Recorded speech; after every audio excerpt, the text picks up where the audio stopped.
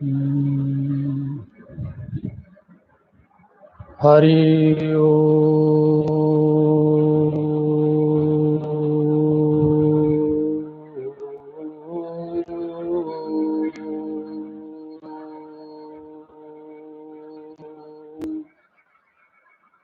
हरि हरि ओ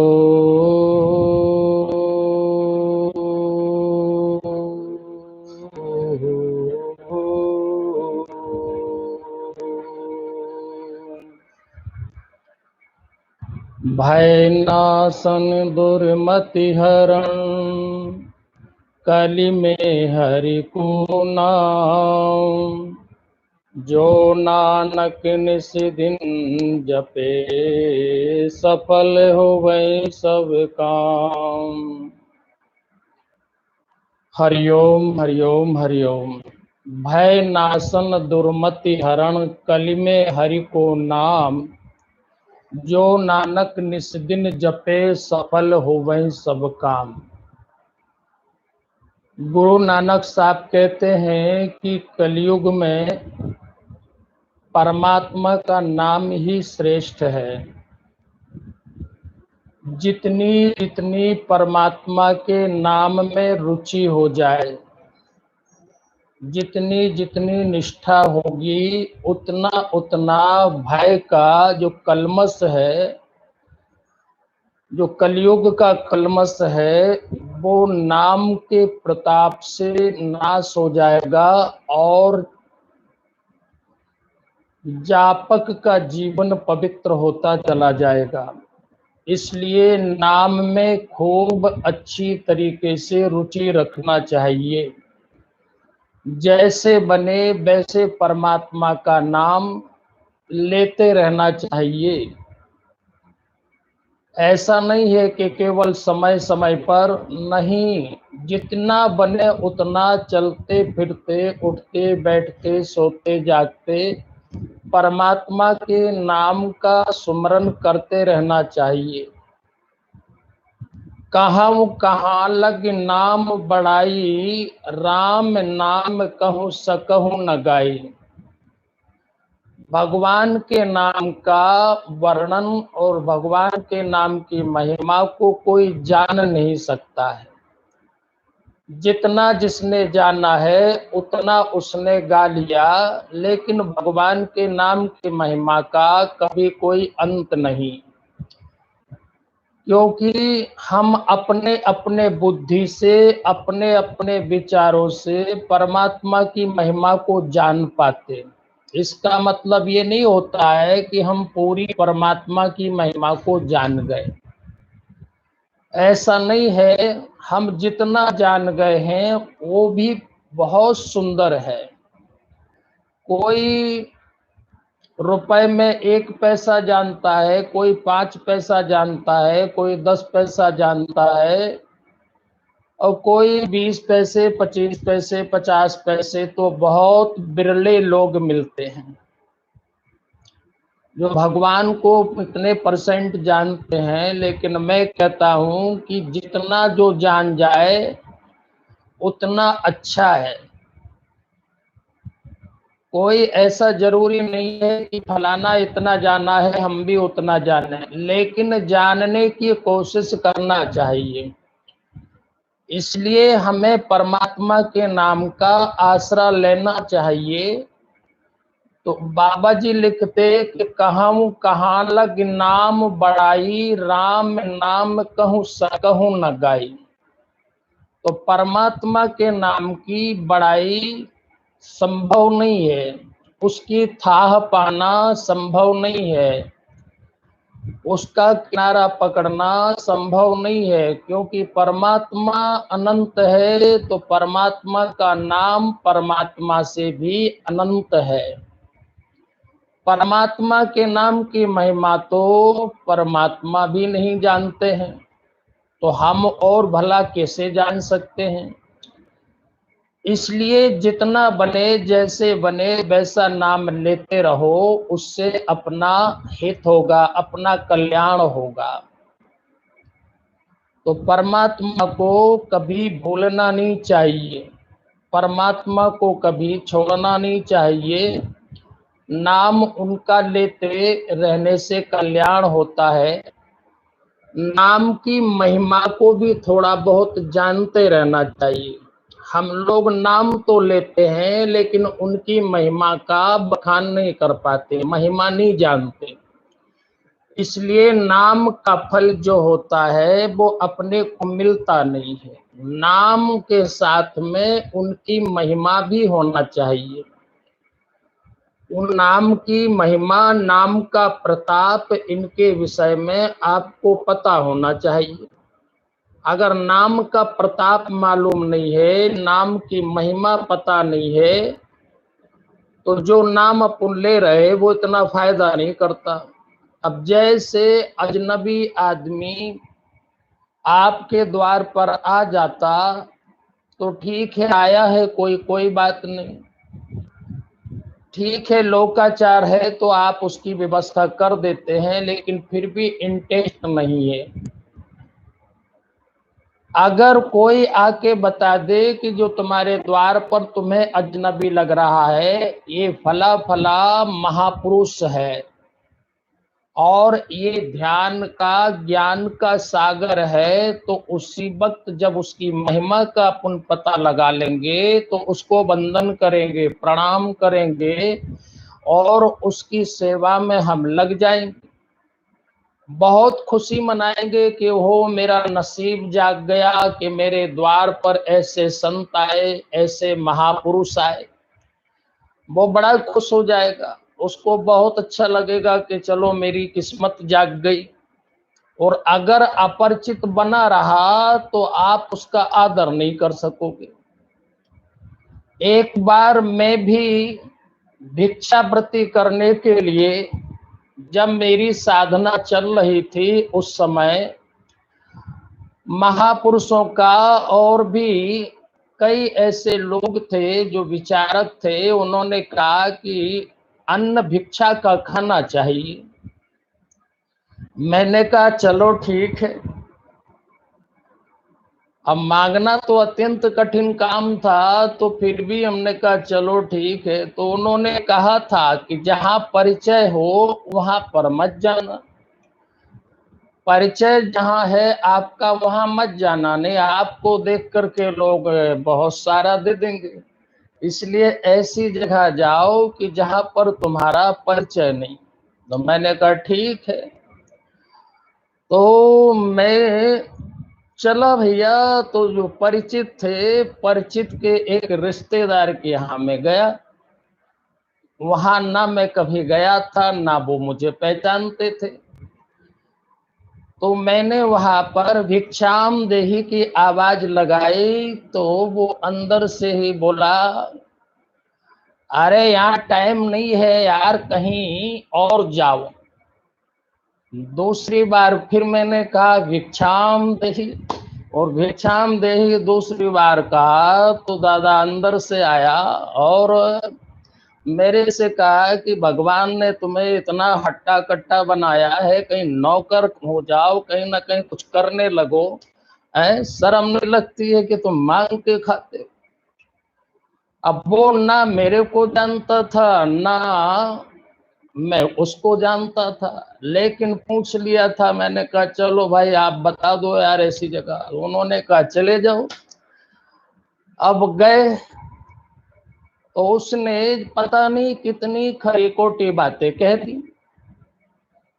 लेकिन मेरी वार्तालाप हो रही थी। जिसने मुझे भेजा था उनका टेलीफोन आ गया और उन्होंने कहा कि भिक्षावृत्ति करने जो आ रहे हैं वो हमारे गुरु जी हैं, उनको आप दे देना, आप ऐसा कुछ मत समझना। वो मांगते नहीं है, लेकिन उनके गुरुजी ने आदेश दिया है कि आप भिक्षावृत्ति करो, तो वो आपके यहाँ पर आए, मैंने ही भेजा है। तो आप है ना भिक्षावृत्ति दे देना और चाय वाय आदर सत्कार सम्मान कर लेना। जब उन्होंने उनकी बात सुनी तो बाप रे बाप, पहले तो मेरे को कह रहे थे कि नौकर हो जाओ, ये हो जाओ, वो हो जाओ, लेकिन जब परिचय मिल गया तो पहले तो माफी मांग रहे कि गलती हो गई साहब मेरे से, मैं आपको पहचान नहीं पाया, आप अंदर चलिए।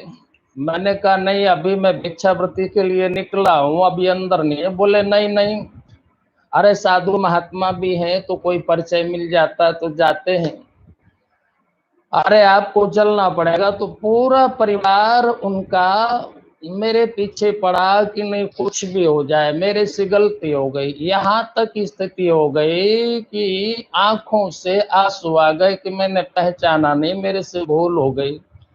मैंने कहा ये रो रहे हैं तो चलो भाई। अंदर गए तो बढ़िया शुद्ध यानी दूध की चाय और भोजन पानी सब मिला और बढ़िया खुशामद करी उन लोगों ने। अब ये सब हुआ कैसे, पहले अपरिचित थे तो वो मेरे को नहीं जानते थे तो उल्टा सीधा बोल रहे थे, और जान गए तो रोटी भी है, चाय भी है, और दक्षिणा के रूप में भी उन्होंने मेरे को पैसा भी दिया। और उस सारे परिवार ने प्रणाम किया और कहा कि मैं धन्यभागी हूं कि मेरे घर पर तुम भिक्षावृत्ति करने आए। हम तो कह रहे हैं कि आपको जब भी ये काम पड़े तो हमारे द्वार पर आइए, फिर आपको कहीं जाना नहीं पड़ेगा। तो पहचान हो गई। तो पहचान के बाद में उनको पता लग गया कि जो द्वार पे आए हैं वो भिखारी नहीं है, वो तो गुरुजी है। तो फिर देखो मनबार हो गई। तो पहचान हो जाए, उनकी महिमा का मंडन हो जाए कि ये हैं। जैसे मेरी पहचान हुई तो उन्होंने मेरा सत्कार पूजा पाठ सब किया। ऐसे ही परब्रह्म परमात्मा के नाम के साथ में उनकी महिमा की भी पहचान हो जाए तो मालो माल हो जाओगे, किसी प्रकार की कमी नहीं। लेकिन हम नाम लेते हैं तो वो नाम के साथ में उनकी महिमा को नहीं जानते हैं, उनकी महिमा उनकी लीला को हम नहीं समझ पाते, इसलिए हम ज्यादा आदर नहीं कर पाते हैं। मैं आपको एक कथा सुनाता हूं कि रामदास का चेला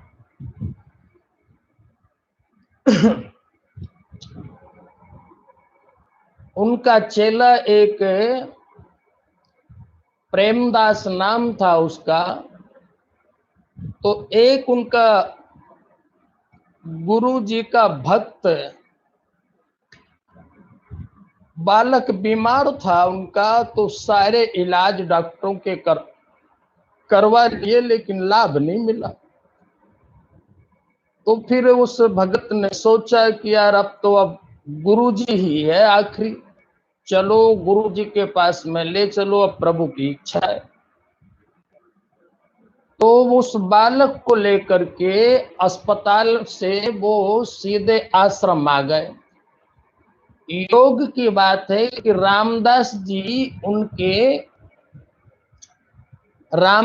जो उनके गुरु थे तो वो उस दिन थे नहीं, कहीं बाहर किसी काम से गए होंगे। गुरु को ना पा करके भगत बड़ा बेचैन हुआ, बड़ी तकलीफ हुई, और वहां बैठ करके रोना गाना चालू कर दिया, मेरा तो नसीब फूटा है, कोई समय हमारा साथ नहीं। तो जो गुरु जी का भगत था, शिष्य था प्रेमदास, तो उसने सोचा कि ये भगत दुखी ज्यादा है, चलो जरा पूछ लो। अब उनके पास में आया तो पूछा कि भैया आप इतना दुखी क्यों हैं, क्या बात है। तो उसने कहा कि मेरा बच्चा इतने दिन से बीमार है, अस्पताल में डॉक्टरों ने जवाब दे दिया, हम सोच रहे थे कि गुरुजी के पास ले चले, कुछ उपाय हो जाए, लेकिन योग की बात है, किस्मत देखो हमारी कि गुरुजी भी यहाँ पर नहीं है, अब क्या करें। तो चेले ने कहा कि गुरुजी नहीं है तो गुरुजी का चेला तो है, बताओ क्या बात है। बेटा हमारा बीमार है।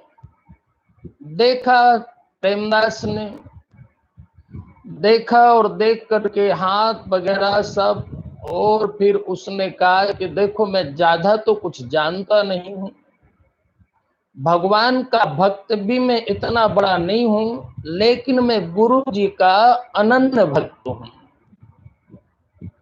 जितना भरोसा भगवान पर नहीं है, उससे कहीं ज्यादा हमें अपने गुरुदेव के ऊपर है। अब डूबते को तो तिनके का सहारा। उसने कहा ठीक है गुरु जी नहीं है तो आप ही कुछ करिए।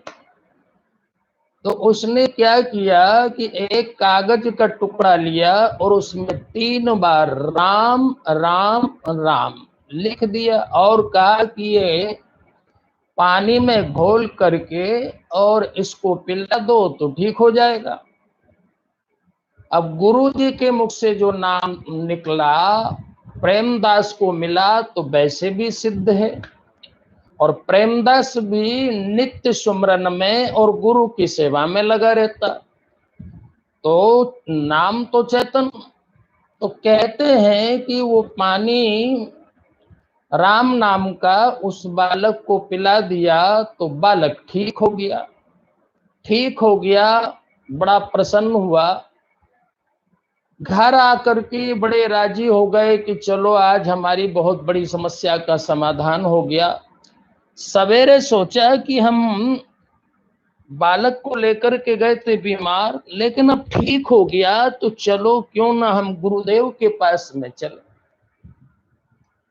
गुरुदेव को मैं कम से कम संदेश दे दूं कि बाप जी आपकी कृपा हो गई, बालक ठीक हो गया।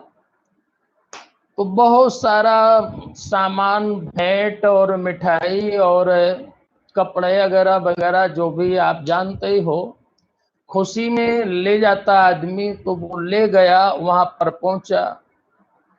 पहुंचा तो परिवार पूरा था। गुरुदेव भगवान की जय हो, गुरुदेव भगवान की जय हो। योग की बात है कि दूसरे दिन गुरुदेव का भी दर्शन उससे हो गया। गुरुदेव को उसने प्रणाम किया। प्रणाम कर करके कहा कि गुरुजी आप तो नहीं थे लेकिन आपके चेले ने कमाल कर दिया। अच्छा क्या हो गया? अरे आया तो गुरुदेव आपका भरोसे, लेकिन आप मिले नहीं। तो चेले ने कहा कि आप क्या समस्या है मुझे बताइए। मैंने सारी स्थिति बताई। तो बताने के बाद में तुम्हारे चेले ने एक पर्ची में कुछ लिख करके दे दिया और कहा ऐसे पानी में घोल करके पिला दो, बच्चा ठीक हो जाएगा। अच्छा, गुरुजी भी बहुत प्रसन्न हुए। अब गुरुजी भी प्रसन्न हुए और गुरुजी प्रसन्न तो हैं, लेकिन गुरुजी के आंखों से आंसू भी आ रहे।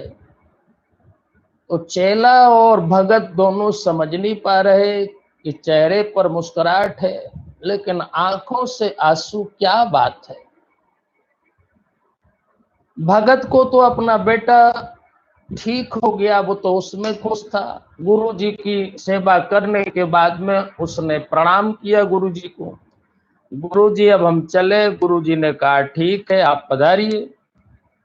अब प्रेमदास जी बड़े खुश थे कि हमारे द्वारा 3 नाम लिख दिए भगवान के और उनको ठीक हो गया। उसको भी थोड़ा हम था कि मैं भी सिद्ध हो गया। ऐसा करके वो भी खुश था, लेकिन ये थोड़ी सी चिंता हो गई कि चेहरे पर मुस्कुराहट है, आंखों में आंसू है, क्या बात है। जब भीड़ खत्म हो गई तो गुरुदेव के पास जाके बैठा और पूछा कि गुरुजी मैं दुखी हूं थोड़ा सा। क्यों? आपकी आंखों में आंसू था, चेहरे पर खुशी थी, तो क्या आपको मेरा काम अच्छा नहीं लगा क्या?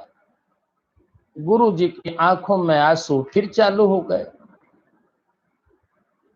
गुरु जी ने कहा कि तुमने जो काम किया है वो बुरा नहीं लगा है, लेकिन मेरे परमात्मा को, मेरे ठाकुर को, मेरे भगवान को तूने 3 बार तकलीफ दी है, वो बहुत बुरा लगा है।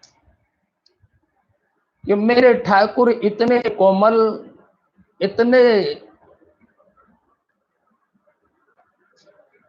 अच्छे सुंदर, और आपने एक साधारण सा रोग ठीक करने के लिए मेरे ठाकुर को 3-3 बार परेशान किया, तकलीफ दी। तो मैं इसलिए रो रहा कि ये तू कैसा काम करता है, तेरे को क्या पड़ी थी ये। चेला घबरा गया, उसने विचार किया कि गुरुजी मेरी प्रसिद्धि पर खुश नहीं है। और आजकल चेलाओं को ये ज्यादा ही फील होने लगता है कि गुरुजी मेरी प्रसिद्धि पर खुश नहीं। गुरुजी चेले की प्रसिद्धि हो और गुरुजी नाचे तो शायद चेला सभी राजी हो जाते हैं कि हाँ हाँ बिल्कुल सही बात है, मेरा गुरु राजी है। भाई गुरुजी को अगर ठीक नहीं लग रहा तो गुरु राजी कैसे होगा। उसको तो पता है तुम्हारी प्रसिद्धि है कि तुम्हारा पतन का कारण है, वो जानता है। तुमको भले लग रहा हो कि वाह मैंने 3 बार राम नाम लिखा और मैंने ठीक कर दिया, मैं सिद्ध हो गया हूं, लेकिन गुरु तो तुम्हारी इससे कहीं आगे की सोच रहा है, इसलिए वो तुम्हारे कृत्य से खुश नहीं। रामदास जैसा महापुरुष भी खुश नहीं। रोने लगा, जोर जोर से रोने लगा। और रामदास यहां तक के बैठे हैं कि मेरा खानदान बिगड़ गया, ये कुल कलंकी निकला है, कैसा इसने पाप किया है। हम तो सोच रहे थे कि ये कुछ अच्छा करेगा, लेकिन ये तो पतन के रास्ते पर चल पड़ा है। चेला घबरा गया, उसने कहा कि बाप गलती हो गई मेरे से। समझदार चेला था, भूल हो गई, मान लिया और वो माफी मांगने लगा। लेकिन समझ में नहीं आया गुरुजी। गुरुजी ने कहा कि अरे पागल, तुझे अगर समझ होती तो फिर इतना ये नाटक नहीं करता। तुझे हरि नाम की, तुझे परमात्मा के नाम की महिमा पता नहीं है। यदि महिमा पता होती तो राम केवल संकल्प मात्र से वो ठीक हो जाता, लेकिन तूने मेरे ठाकुर को 3-3 बार तकलीफ दी है। मेरा भगवान ये बुखार उतारने के लिए, मेरा भगवान ये तकलीफ मिटाने के लिए है, ये भगवान छोटे छोटे काम करने के लिए आएगा क्या। तेरे को थोड़ी सी तकलीफ हुई कि दौड़ लगा दी, हे भगवान हे भगवान भगवान। अरे भगवान को क्यों तकलीफ दे रहा, ये तो तू ही काम कर सकता था, लेकिन तू तो परमात्मा को तकलीफ दे रहा है। अब बोलो इसमें गुरुजी उसके हित चाह रहे कि अहित चाह रहे। गुरुजी उसको कितना कितना कृतज्ञ है। गुरुजी कह रहे हैं कि ये तेरे संकल्प से ठीक हो सकता था, तो तू क्यों ठाकुर को परेशान करा, तूने क्यों भगवान को परेशान करा। लेकिन उसको पूरी बात समझ में तो नहीं आई। गुरुजी ने कहा कि ठीक है, किसी दिन मौका लगेगा तो मैं समझाऊंगा। कहते हैं कि एक दिन गुरुजी ने उसे पारस पत्थर दे दिया। अब ये तो उसको पता नहीं है कि पारस है। उससे कहा कि जाओ बाजार में सब्जी वाले से लेके और हीरे मोती जवाहरात इन लोगों के पास में जाना, इसका मूल पता लगाओ। ठीक है गुरुजी। अब वो गया तो सबसे पहले सब्जी बेचने वालों के पास गया, तो जो सब्जी के व्यापारी थे उनसे कहा कि भैया ये देखो, ये पत्थर की कीमत क्या है बताओ। सबने लिया, लेकर के कहा यार पत्थर तो बहुत अच्छा है, अच्छा लगता है। लेकिन सब्जी वाले ने कहा कि यार क्या बदले दे, 1-2 किलो मेथी ले जाओ या धनिया मिर्ची ले जाओ, बस इससे ज्यादा तो कुछ नहीं है, और मैं करूंगा क्या इसको। आप ले जाओ इसको, और अगर देना है तो फिर 1 किलो भाजी ले लो, 1 किलो आलू ले लो या टमाटर ले लो, कुछ भी ले लो, इससे ज्यादा इसकी कीमत नहीं। उसने कहा कि बस, बोले हाँ। चलो छोड़ो। इसके बाद में आगे चला तो व्यापारियों के पास में पहुंचा। जो बड़े बड़े व्यापारी थे, गल्ला का व्यापारी, उनके पास में पहुंचे कि भैया ये पत्थर के क्या कीमत हो सकती है आपकी नजर में। व्यापारियों ने कहा कि अच्छा है, हाँ ये 5-25 किलो इसके बदले में गेहूं ले जाओ, इससे ज्यादा तो कुछ नहीं दे सकते।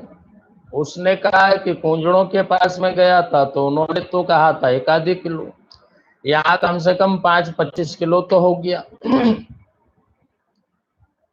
इसके बाद में कहते हैं कि उस पत्थर को लेकर के गया जहां सोनी बैठते हैं, सोने की दुकान करते, उनके पास में गया।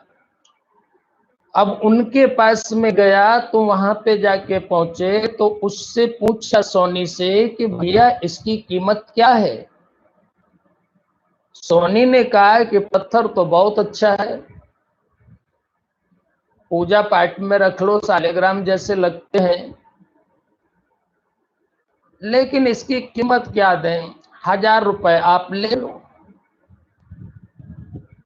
उसने कहा कि बस 1000 रुपए? बोले हाँ, इससे तो ज्यादा नहीं, बाकी काम का तो कुछ है नहीं। तो 1000 रुपए उसकी कीमत लगी। कहते हैं कि इसके बाद में जो जौहरी लोग थे उनके पास में गए, उनके पास में गए तो वहां पर पारखी थे। तो जौहरी थे तो उन्होंने देखा, उन्होंने कहा अरे ये आपके पास में है महात्मा जी? बोले हाँ। बेच रहे क्या? बोले कीमत बताओ पहले। उन्होंने कहा कि मैं 1 लाख रुपए दे दूंगा।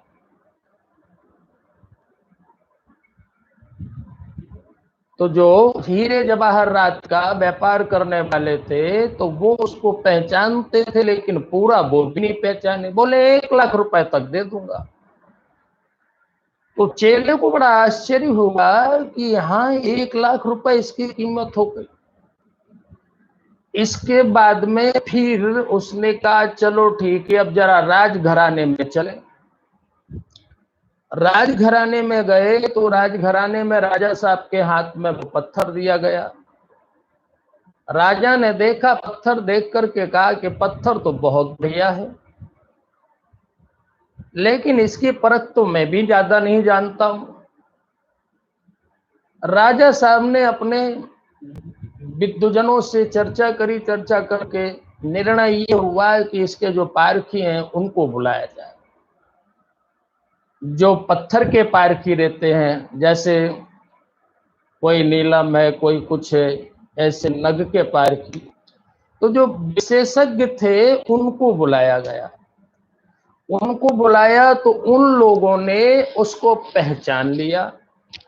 पहचान लिया तो राजा के कान में जाके कहा कि महाराज पारस पत्थर है, बदले में अगर ये आधा राज भी देना पड़े तो दे दो और ये ले लो आप।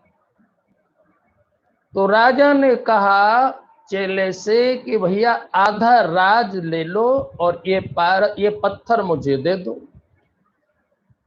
और उन साधु का, उस भगत का माथा घूमने लगा, ये यार ये आधा राज देने को तैयार। तो पारखी ने फिर राजा से कहा कि महाराज अगर ये राजी नहीं हो तो हम तो कह रहे हैं कि आप ये राज पूरा दे दो, लेकिन ये अपने पास में रख लो। राजा ने बोल दिया कि महाराज भले ही आप पूरा राज्य ले लो, लेकिन ये पत्थर मुझे दे दो।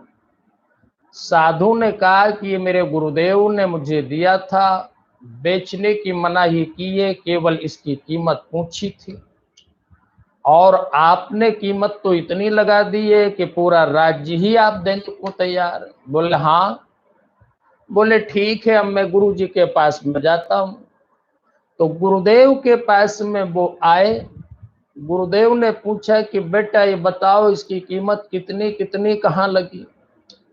बोले गुरुजी जब मैं सब्जी के बाजार में गया तो वहां पर सब्जी बेचने वाले ने कहा कि 1 आधी किलो भाजी ले जाओ, चाहे मेथी ले जाओ, चाहे धनिया ले जाओ, चाहे आलू टमाटर ले जाओ। गुरुजी ने कहा बस 1 किलो। बोले हाँ, 1 किलो से कोई ज्यादा देने को तैयार नहीं। जो गेहूं गल्ला आदि का व्यापारी था तो उन्होंने कहा 5-25 किलो दे दूंगा। जो सुनार थे तो उनसे कहा तो बोले 1 आधी 1000 रुपए। इसके बाद में फिर जब जो जौहरी थे तो उन्होंने कहा 1 लाख रुपए। लेकिन जब राजा साहब के पास में गए तो उन्होंने कहा कि पूरा राज दे दूं और ये मुझे दे दो। गुरुजी ने कहा कि बेटा समझ में कुछ आई? बोले गुरुजी अभी भी नहीं समझा। गुरुजी ने कहा कि जिसकी जितनी परख होती है वो उतना ही उसका गुणगान यानी उसका कीमत कर पाते। सब्जी वाले की परख केवल एक पत्थर की थी तो 1 आधी किलो सब्जी देने को तैयार, उसकी परख इतनी थी, इससे ज्यादा उसमें परख नहीं थी। लेकिन व्यापारी के पास में गए तो 25 किलो तक पहुंच गई, उनकी परख इतनी थी तो इतना ही समझ पाए। ऐसे ही आप सोनी के पास में गए तो सोनी की परख जितनी थी तो वो उतना दे रहे। इसके बाद में आप जौहरी के पास में गए तो लाख रुपए तक हो गई, उनकी परख उनसे अच्छी। लेकिन इनमें सबसे अच्छी परख रही है तो वो राजा साहब की परख रही है कि ये पत्थर रख लेना चाहते हैं और सर्वस्व दे रहे हैं, तो इसका मतलब है कि राजा साहब ने इसको पहचान लिया, इसलिए उन्होंने सर्वस्व देने की बात कर ली और ये पत्थर अपने पास में रख रहे हैं। तो चेलेन का गुरुजी आखिर है क्या? बोले बेटा ये पारस पत्थर है और इसकी पहचान केवल राजा साहब ने की है। ऐसे ही जो पारस का भी पारस है, परम पिता परमेश्वर, उसका नाम भी हम सबके पास में है। यानी वो भी पारस पत्थर से भी कई गुना अच्छा है, वो अपने पास में है। लेकिन हम भी उसकी जब पूरी परख कर लेंगे तो अहंता ममता जितनी भी अपनी है वो सब अर्पण करके उस नाम के धनी बन जाएंगे। लेकिन जब हम उसको परख नहीं पा रहे तो फिर सर्वस्व की तो बात कौन छोड़े साहब, सर्वस्व तो दे ही नहीं सकते। मैं तो उसका आदर भी नहीं कर सकता हूं। तो ये हमारी स्थिति है। तो जितना जितना उस परमेश्वर को परखने वाला आदमी मिल जाए, जितना जितना उसका पारखी होगा, तो फिर वो उतना उतना परमात्मा का नजदीक पहुंच जाएगा, परमात्मा का हो जाएगा और परमात्मा उसका हो जाएगा। तो परख अपने अपने ढंग की है। तो जो नाम परमात्मा का है, परमात्मा रूपी मणि आपके पास में, हमारे पास में भगवान की कृपा से है। लेकिन जितना जिसने परखा है उसको उतना ही सफलता मिली है, और जो उसको परख नहीं पाते हैं तो होने के बाद में भी वो कंगाल होके घूम रहा है। देखो सब्जी वाले के पास में था, लेकिन होने के बाद में भी वो मालो माल नहीं हो पा रहा क्योंकि जानता नहीं है। ऐसे ही व्यापारी के पास में गया लेकिन नहीं जानता है तो वो भी कंगाल का कंगाल। सोनी के पास में गया, जौहरी के पास में गया, लेकिन उसने कुछ पहचाना तो लाख रुपए तक राजी। लेकिन राजा ने उसे पूरा पूरा परख लिया, इसलिए सर्वस्व देने के लिए राजी हो गया। तो जितना जितना ऐसे ही इस जगत में मीरा ने उस मालिक को जब पहचान लिया है तो अपना सर्वस्व उसके समर्पण कर दिया और वो गली गली गाने लगी। दो नामदेव ने या फिर नरसिंह जी ने या फिर जो भी संत महात्मा धनी है उनने पहचाना, वो उसकी परख कर सके तो फिर वो उनके दीवाने हो गए। अब हमारी सबकी बारी है कि हम कितने पारखी हैं। और वो आपके पास में मणि है, वो पारस आपके पास में है, लेकिन उसकी पहचान कितनी कर पाए। तो गुरु जी ने कहा कि बेटा तुम भी ठीक ढंग से परमात्मा को पहचान नहीं पाए, इसलिए ये छोटे मोटे चमत्कार और ये छोटी मोटी प्रसिद्धि के साधन लेके घूमने लगे। तुमने उसकी परख करी होती तो ये गंदे काम कभी आप करते ही नहीं, और उसके पारखी होकर के अपने जीवन को और महानतम बना लेते। तो हम लोग भी ढिंडोरा पीटना चालू कर देते हैं, हम लोग भी अपने ही प्रसिद्धि और अपना चमत्कार बताने के लिए साहब, जाओ मैं तुम्हें ऐसा कह दिया, जाओ मैंने ये कर दिया, जाओ मैंने वो कर दिया, और इसी में अपना समय बर्बाद कर लेता है। इसलिए वो परमात्मा के नाम को ठीक ढंग से परख नहीं पाया, और जिनने परख लिया वो साहब निहाल हो गए, मालो माल हो गए। उनके पास में कोई किसी प्रकार की फिर कभी कमी नहीं आई। जौहरी ने बोल दिया था राजा साहब से कि दे दो, ये आपके पास में है तो आप ये छोटा साम्राज्य लेकिन इससे कई गुना बड़ा कर सकते हो, और तुम्हारे पास में इतना सामर्थ्य आ जाएगा तो छोटे को छोड़ करके तुम बड़ा कर सकते हो।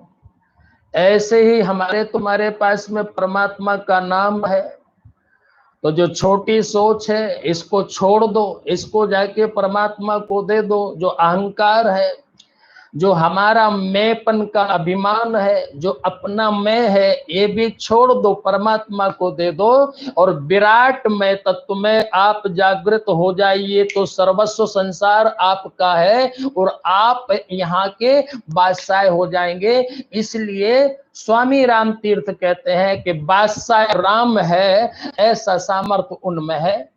वो कहते हैं कि बादशाह राम है, उन्होंने कभी अपने को गरीब नहीं कहा, क्योंकि उन्होंने तो उसको जब अपना मान लिया, उसको पहचान लिया, तो उसी की तो सत्ता सारे ब्रह्मांड में है, कणक में उसी की सत्ता है, जीव मात्र में उसकी सत्ता है। और राम तीर्थ कहते हैं कि वो मैं ही तो हूं, मेरा ही चैतन्य स्वरूप सारे ब्रह्मांड में छाया हुआ है, मैं ही सबके अंतःकरण का प्रतिष्ठित हूं, मैं ही वो चैतन्य हूं, अब मेरे अलावा कुछ और है ही नहीं, तो बादशाह हो गए। तो ये परख की बात है, ये पहचान की बात है। कहाँ लग नाम बढ़ाई, राम नाम कहूँ सकहूँ न गाई। तो उसकी महिमा को जो पहचान जाते हैं तो वे महान मतलब हरिनाम के धनी हो जाते। वो अपना तो भला करते हैं लेकिन दूसरे का भी करने लगते हैं। तो जो जितना परख लेता है, जो जितना पहचान लेता है, तो गुरु जी ने कहा कि ये छोटे छोटे काम शोभा नहीं देते हैं, मैं तो आपको कुछ और ही बनाने का, और ही जगह देखने का सपना देख रहा था, और ही जगह आपको बैठाने की योजना थी, लेकिन तुम तो बहुत छोटे काम में ही संतुष्ट हो गए। इसलिए तुम्हारी मति और तुम्हारी सोच को धिक्कारता हूं। इसलिए कि शुद्ध नदी भर जिमी उतराई, थोड़े धन जिम खल बौराई। अरे आपको तो सागर बनना चाहिए। बाबा जी लिख रहे कि समेट समेट जल भर ही तलावा, जिमे सदगुण पर सदगुण आवा। समेट समेट जल भराई तलावा, जिम सदगुण पर सदगुण आवा। राम सिया राम सिया राम सिया राम, राम सिया राम सिया राम सिया राम। तो बाबा जी कहते हैं कि इतने विशाल बन जाओ, इतने विशाल हृदय के बनो कि वो परमात्मा की सत्ता तुम्हारे में समा जाए और तुम परमात्मा में समा जाओ।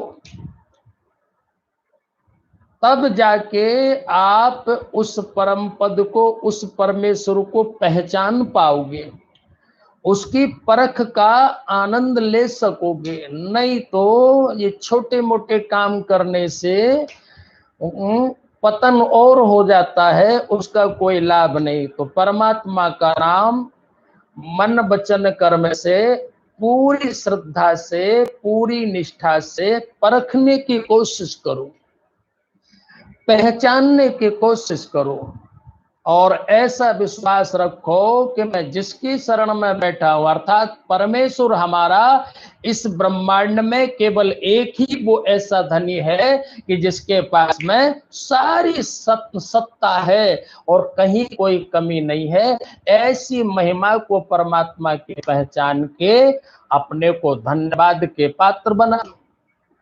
छोटे मोटे काम सीख लिए तो उनसे क्या तुम्हारा लाभ होने वाला? अरे जो हृदय में शांति थी वो भी खत्म हो गई, उसका भी सत्यानाश कर दिया। अब संतुष्टि का आप तो बाहर पागल की तरह घूमता रहता है, कभी इसकी जी हजूरी करेगा, कभी उसकी जी हजूरी करेगा। और अगर कहीं अपने में लायक है तो फिर क्या बात है, हजार जी हजूरी करने के लिए आ जाएंगे। आप कभी इनको सेटिंग करते, कभी उनको सेटिंग करते, कभी उनको सेटिंग करते। इधर की सेटिंग करो तो उधर की सेटिंग बिगड़ जाती, उधर की सेटिंग करो तो इधर की सेटिंग बिगड़ जाती। और लेकिन जो अपने राम में सेट हो जाता है, अपने भगवान में सेट हो जाता है, फिर किसी की सेटिंग करने की जरूरत नहीं है, सब ऑटोमेटिक सेटिंग हो जाती है। सब तुम्हारे हो जाते हैं और तुम उनके हो जाते हो। इसलिए परमात्मा के नाम की महिमा को अच्छी तरीके से पहचान, जब पहचान जाओगे तो फिर झंझट खत्म हो जाएगा, लाभ मिलेगा, सुख शांति मिल जाएगी, विश्राम मिल जाएगा, और जो तुम्हारा आने का लक्ष्य है वो भी तुम्हारा पूरा हो जाएगा। और बदले में इस जगत की एक ऐसी सुंदर सेवा कर करके सबके प्यारे हो जाओगे। यही तो परमात्मा का प्रसाद है। अभी तुम जितना भी करते हो उसमें अहम है, इसलिए उसकी कोई ज्यादा पूछ परख नहीं। लेकिन जब बिल्कुल निर्विकल्प अवस्था को प्राप्त हो जाओगे, कोई चाह नहीं, कोई इच्छा नहीं, कोई किसी प्रकार की भावना नहीं, अब तो केवल प्रेम ही प्रेम है, तो उस प्रेम में आप जो भी करेंगे वो आपके लिए उपासना हो जाएगी, आपके लिए पूजा हो जाएगी। लेकिन वो पूजा हजारों हजारों लोगों को प्रेरित कर जाएगी, वो उपासना हजारों हजारों सोए हुए लोगों को जागरण दे जाएगी। ऐसा सामर्थ्य उस परमात्मा की भक्ति में होता है। संत महात्मा क्या करते, यही तो कर रहे कि वो जो कर रहे हैं तो सब करने लगते हैं, वो जो साधना भजन करते हैं तो सब कर रहे हैं, तो वो जो करते हैं वैसा वो करने लगते हैं। तो ये साधन की महिमा है, ये नाम की महिमा का प्रसाद है।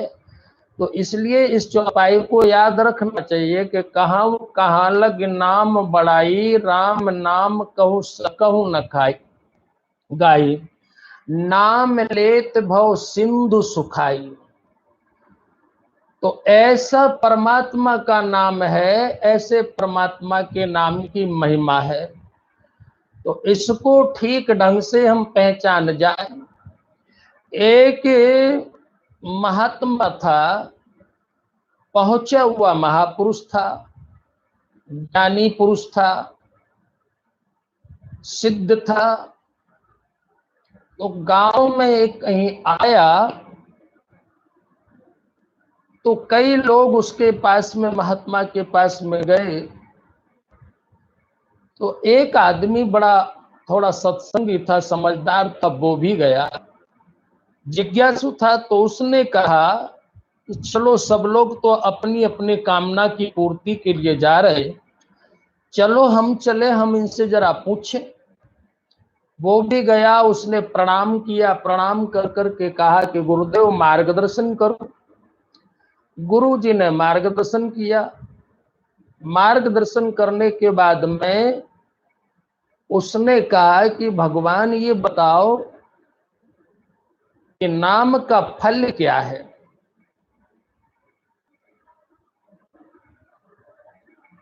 तो गुरु जी ने कहा कि नाम का फल क्या है। बोले हाँ। बोले ये तो कोई महापुरुषों से पूछना।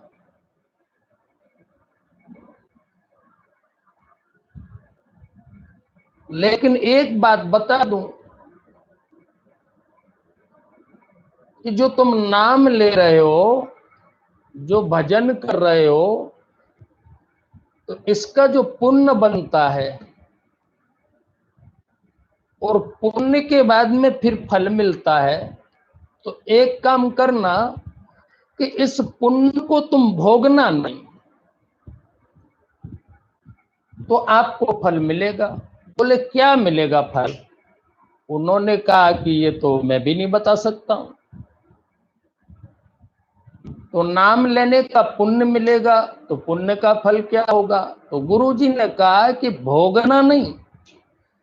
भोगने का मतलब है कि हमारे पास में परमात्मा का नाम है, उसकी कमाई से जो फल मिलता है तो उसको भोगने लगते हैं, यानी उसको खाने लगते हैं। तो उसको तुम भोगो मत।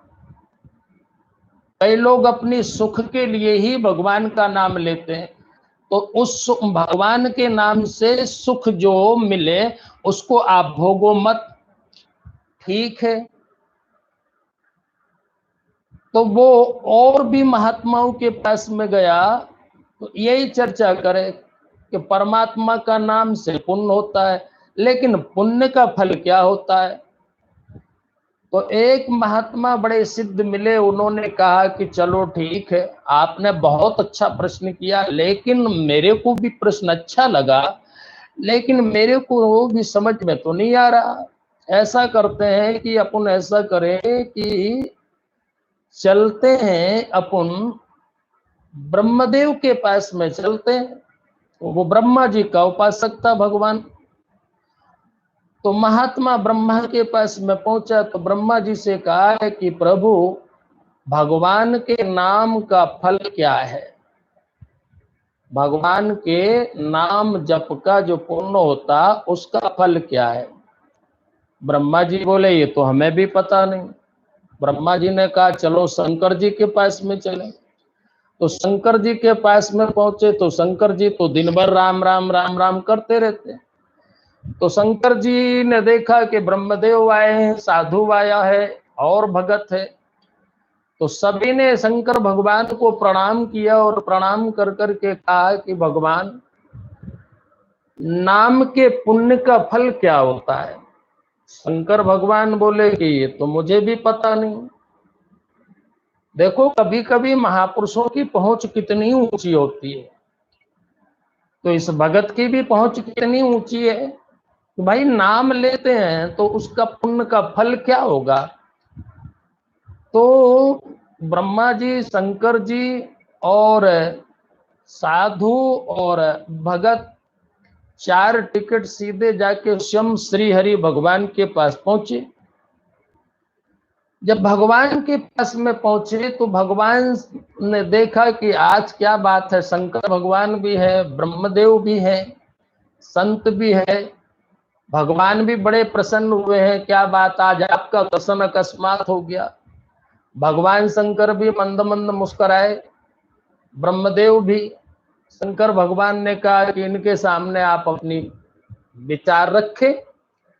साधु ने कहा कि साहब ये भगत है, ये पूछता है कि भगवान के नाम जप का पुण्य का फल क्या होता है। तो भगवान ने कहा कि भाई ये तो बहुत जटिल बात है, इसका तो साहब उत्तर बहुत मुश्किल है। तो बोले आप भी नहीं जानते हो, आपका नाम तो श्री हरि है, राम कृष्ण सब आप ही हैं, तो आप भी नहीं जानते फिर कौन बताएगा। बोले नहीं, समाधान तो हो जाएगा। तो भगत भी मुस्कुराना, साधु भी मुस्कुराना, ब्रह्मा जी और शंकर जी मुस्कुराने, बोले समाधान हो जाए तो हम भी जान जाए।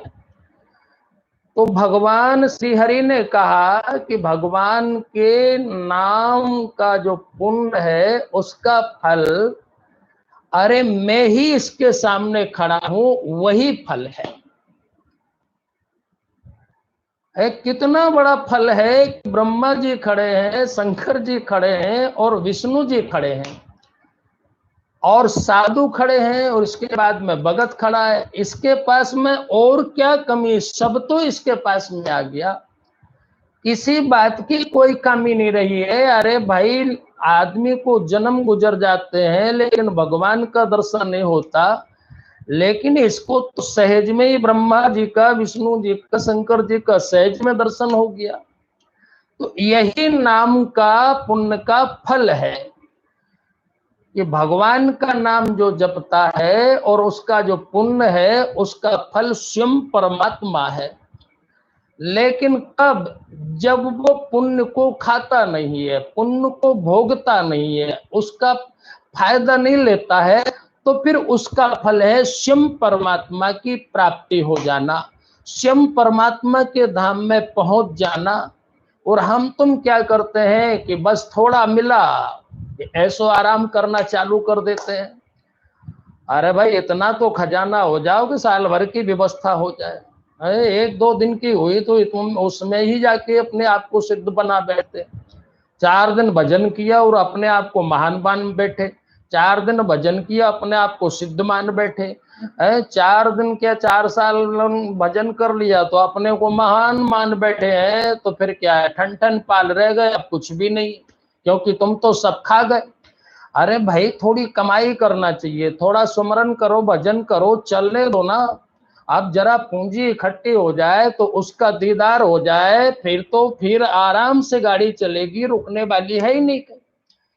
लेकिन हम उसके फल को पकने भी नहीं देते और खाना चालू कर देते हैं, इसलिए साहब अपने को लाभ नहीं मिलता है। तो हम भी राम नाम की खेती को खूब बढ़ने दें, जरा प्रेम का पानी है और संयम और नियम की खाद डालते रहो तो राम नाम की फसल बढ़ती रहेगी। और जब राम नाम की फसल बढ़ेगी तो समझो आपका जीवन साधन हो जाएगा। आई बात समझ में? नाम रूपी खेती करो, प्रेम रूपी पानी छोड़ो उसमें, और संयम और नियम की खाद लगाओ। अब आप आगे की समझ गए होंगे व्यवस्था है कि नाम रूपी खेती, प्रेम रूपी पानी और संयम नियम की खाद और आसन रूपी बागर, ये आप दे दो तो जाके आपकी फसल भी लहलहाने लगेगी। वरना बहुत मुश्किल का काम है। तो ठीक है, ओम शांति, ओम शांति, ओम शांति।